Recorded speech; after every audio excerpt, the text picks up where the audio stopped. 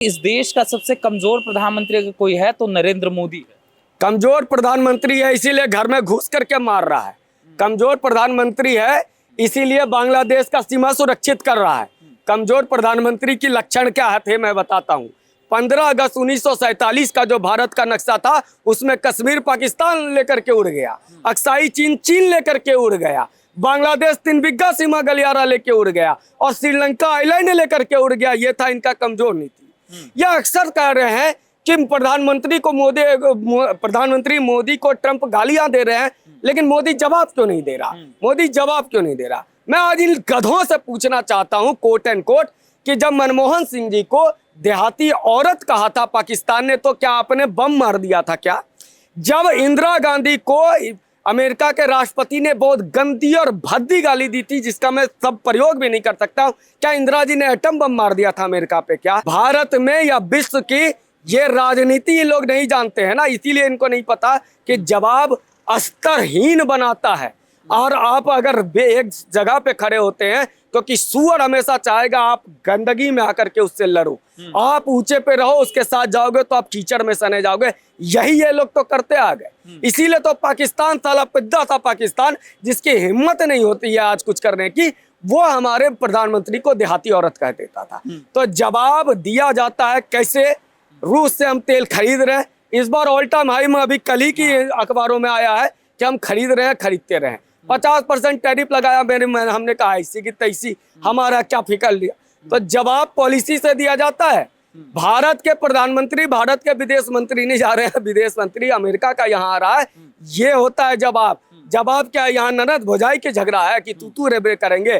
Trump पे लोग कैसे कैसे मजाक पूरे दुनिया में बना रहे हैं। क्या मोदी जी को आज वर्ल्ड के यूएन का सम्मान, 32 देशों का सम्मान मिल रहा है? ट्रंप तो शांति सम्मान नोबेल का नहीं मिला तो दूसरे का चुरा के लेते आए। तो उस स्तरहीन आदमी की तुलना मनमोहन सिंह से प्रधानमंत्री से मोदी से कर रहे हैं। तो ये राजनीति, इनको तो राहुल गांधी को अगर राजनीति समझ में आती तो फिर आज कई राज्यों में ये जीरो नहीं हो जाते। और विदेश नीति अगर राहुल गांधी को समझ में आती तो ये नहीं कहते विदेश जाके कि भारत का लोकतंत्र खत्म हो गया। अबे भारत का लोकतंत्र जब खत्म हो गया तो तुम यहाँ के बोल कैसे रहा है? तुम चुनाव कैसे लड़ रहा है? तुम गद्दार प्रधानमंत्री को बोल दे रहा है और कह रहे भारत में लोकतंत्र मोदी जी ने खत्म कर दिया, मतलब तानाशाही है। तो क्या मोदी जी इतने कम तानाशाह हैं, इतने कमजोर तानाशाह हैं कि तुम रोज रोज मोदी को गाली दे रहे हो? उनके अंग विशेष को फाड़ने के बाद तुम्हारे नेता कर रहे हैं और मोदी तुम्हें कुछ कर नहीं पा रहे हैं। किसको बेवकूफ समझे हो? अपने स्तर पे मत लाओ राहुल गांधी जी, देश आपसे बहुत समझदार। मगर पवन खेड़ा जैसा आप कह रहे हैं कि विदेश नीति, पवन खेड़ा कह रहे हैं कौन सी विदेश नीति है कि जाके मेलोडी चॉकलेट दे के आ रहे हैं? तो क्या करते? मेलोडी चॉकलेट नहीं देते तो अपना एक शिप भेज देते माउंटबेटन की पत्नी को सलामी देने के लिए, या भारत का कोई हिस्सा श्रीलंका को, जैसे अभी मैंने बताया कि कई देश का आपका नक्शा बदल दिया, कश्मीर ऊपर से नीचे से श्रीलंका को दे दिया।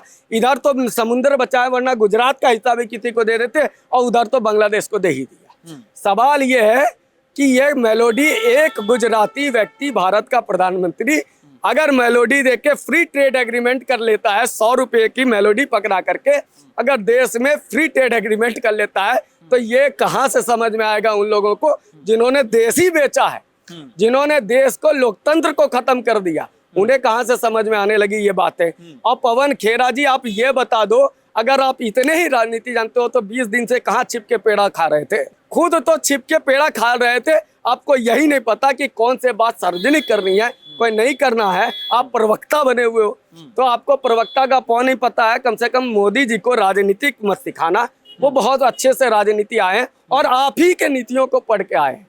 इसीलिए मोदी जी ने, मैं बार बार कहता हूँ, मोदी जी ने नेहरू जी और इंदिरा जी को ढंग से पढ़ा है, इसीलिए इनकी बजा रहे हैं और इसीलिए ये कुछ कर नहीं पा रहे हैं। अगर इंदिरा जी को सच में राहुल गांधी पढ़ लिए होते तो विदेश में जाके भारत की बुराई नहीं करते। अगर इंदिरा जी को पढ़ लिए होते तो आज इनका चीफ मिनिस्टर ये केसी वेणुगोपाल को बनवा लिए होते।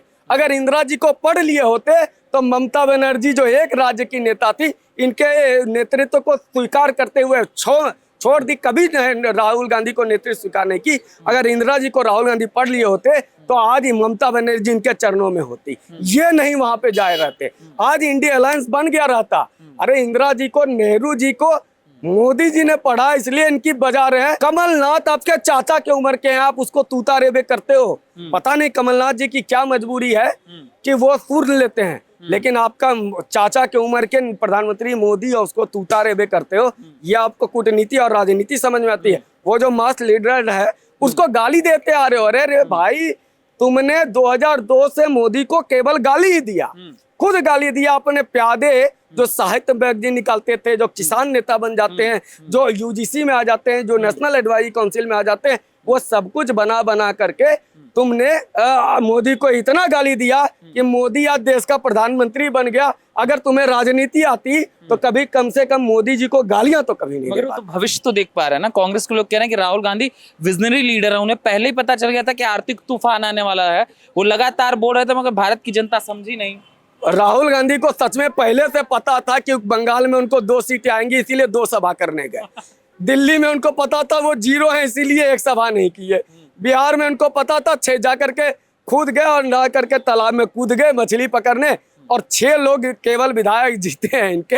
एक सोफा 7 सीटर होता है। राहुल गांधी जी एक जगह बैठे और बोले कि सारे विधायकों को बुठाओ। उसके बाद बोले अरे सारे को लाओ। बोला सारे नहीं, इतने ही जीते हैं, आपके 7 सीटर में आ जाएंगे।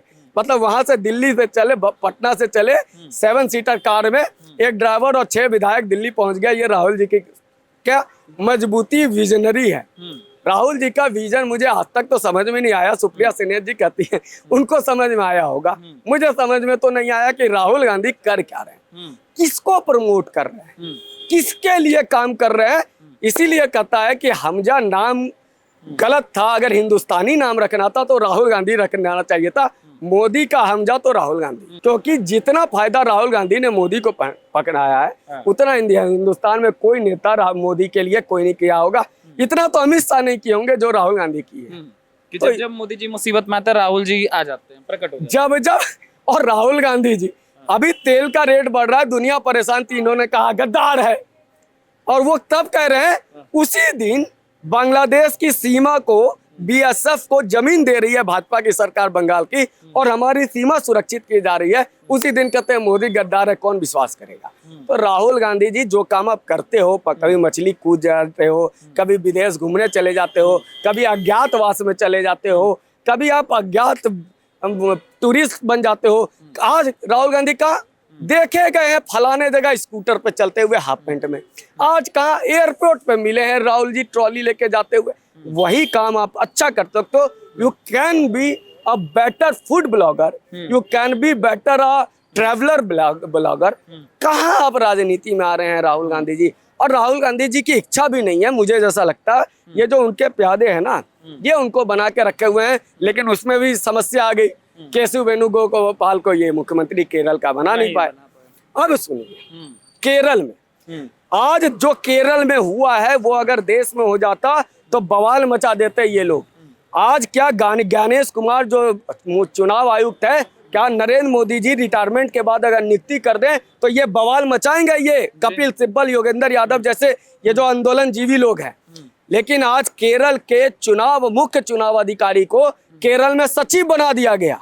सोचिए, चुनाव में जीत की पूरी जिम्मेवारी जिस व्यक्ति ने, जिस अधिकारी ने निभाई केरल की, और कांग्रेस की सरकार बनी और तुरंत सचिव बना दिया गया।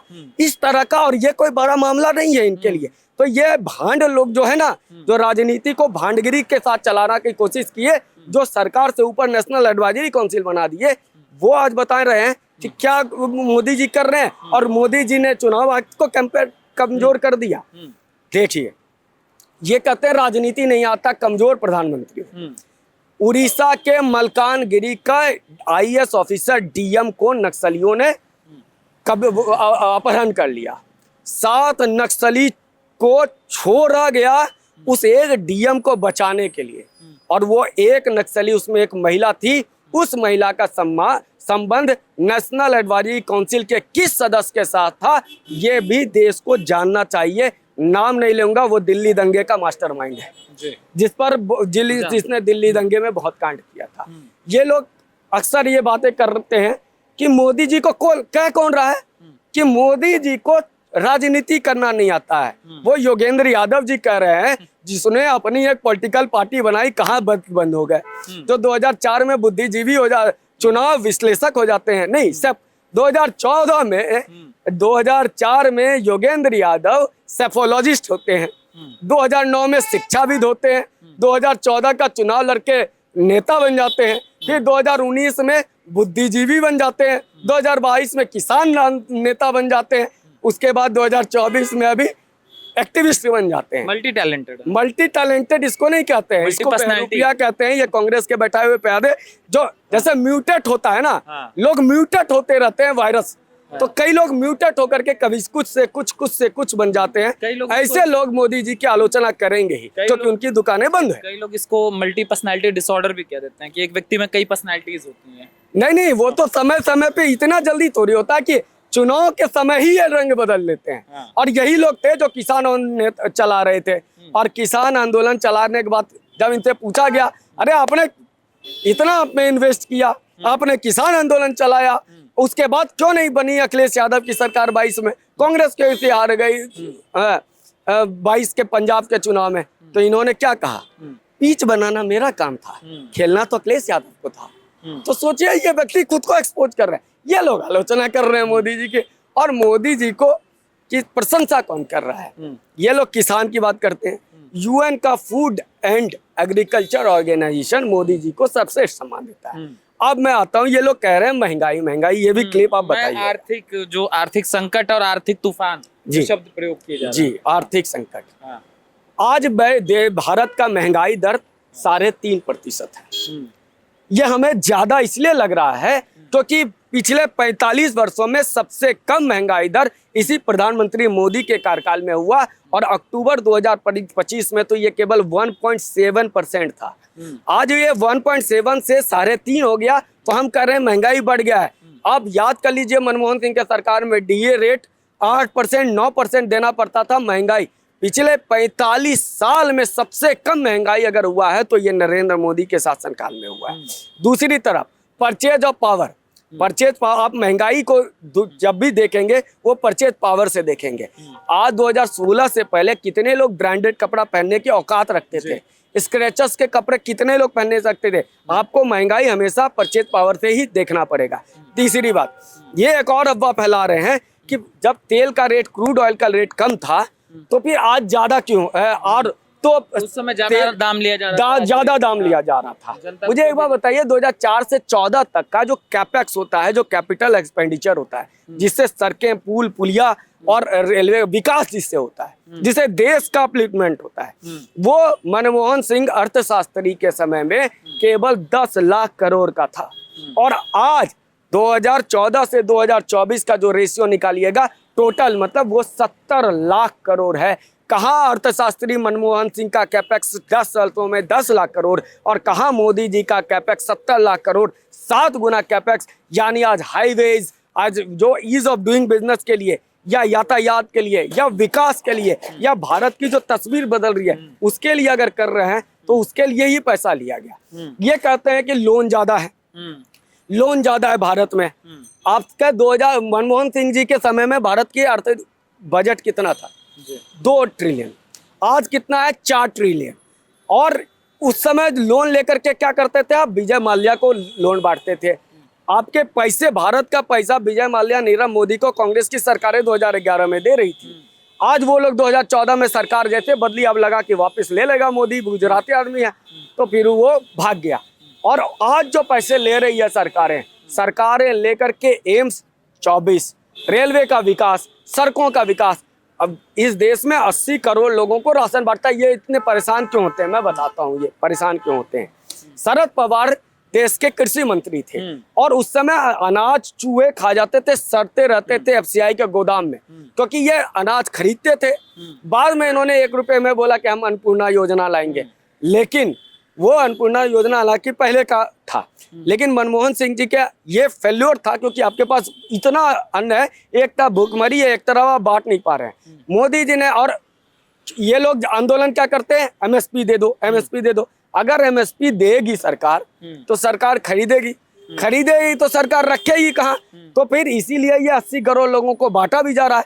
और सोचिए कि भारत सरकार अपने पैकेट से बांट रही है। कोविड के समय में ये जिस तरह का मदद मिला, जिस तरह से कोविड का मैनेजमेंट किया सरकार ने, वैक्सीन देना हो, पीपीटी किट देना हो, तो ये बात को समझिए। अर्थशास्त्र में इनके बराबर नहीं आ सकते। मनमोहन सिंह के कभी की राज की तुलना कर दीजिए मोदी जी की।